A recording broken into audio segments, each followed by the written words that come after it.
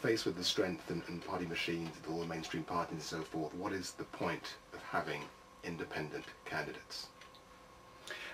I think one of the important things about having an independent candidate is that we need people who are going to be honest and straightforward and stand up for what they believe and not be told by anybody what to do.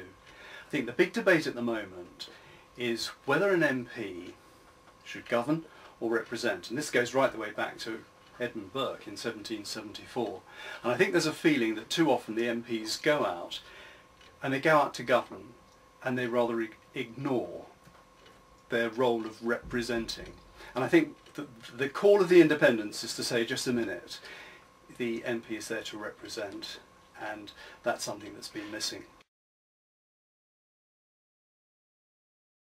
You're there to fill a small sort of vacuum. Well, I think we're here to say to people there is actually a choice. You can carry on doing what we've been doing, which is sort of alternating dictatorships. Or we can say, and I'm trying to discourage people from talking about hung parliaments, because it's actually minority government, which is a much better sounding thing.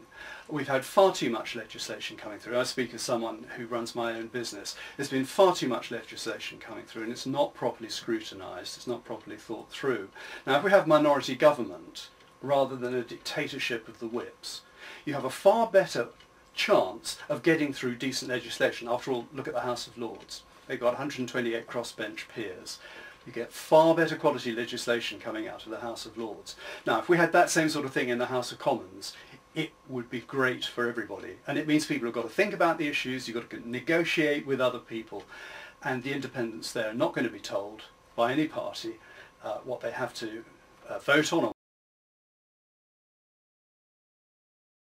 We think, we listen, we bring our own experience, we look at the research, and we're going to bring all our viewpoints together, but at the end as a credible alternative.